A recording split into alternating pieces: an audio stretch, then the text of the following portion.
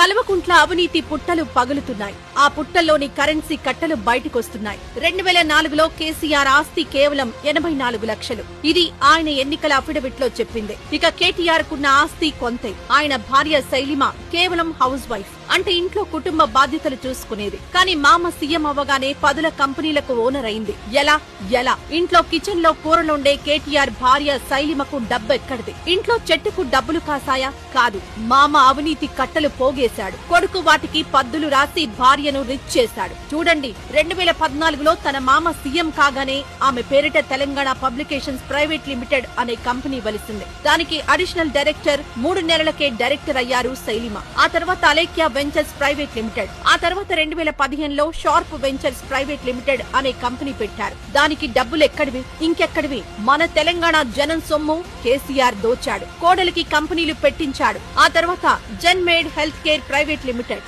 దానికి కూడా ఆమెనే డైరెక్టర్. 2018లో సద్గురు సాఫ్ట్వేర్ సొల్యూషన్స్, ఈ కంపెనీకి శైలిమ డెసిగ్నేటెడ్ పార్ట్నర్. 2019లో పుట్టిన మరో Shailima company Aarush breeding forms, దీనికి ఆమె పార్ట్నర్. మామ దోచుడు, కోడలు కంపెనీలు బెట్టుడు. 2021లో అథోమ్ హాస్పిటాలిటీ సర్వీసెస్ ప్రైవేట్ లిమిటెడ్, ఈ కంపెనీ డైరెక్టర్ కూడా శైలిమనే. కోడలకు ఇంత డబ్బెక్కడిది? మామ దోచిపెట్టిందే కదా. ఒక్కటా రెండా? ఇంట్లో వంట చేసే శైలిమ కోటీశ్వరురాలు ఎలా అయింది? తెలంగాణ సొమ్ము శాంతం నాకి కంపెనీలు పెట్టారు. డబ్బు దోచారు, అవినీతి చేశారు, లంచాలు తిన్నారు. నీటి పేరుతో దోపిడీ, భూమి పేరుతో కబ్జాలు, కాంట్రాక్ట్ల పేరుతో క్యాష్, ఇలా తెలంగాణలో మొత్తం నాకేశారు. ఈ సాక్ష్యం చాలదా? రూపాయి సంపాదన లేని శైలిమకు కోట్ల వ్యాపారం చేసే డబ్బు ఎలా వచ్చింది? ఇంకేముంది, దోచిందే.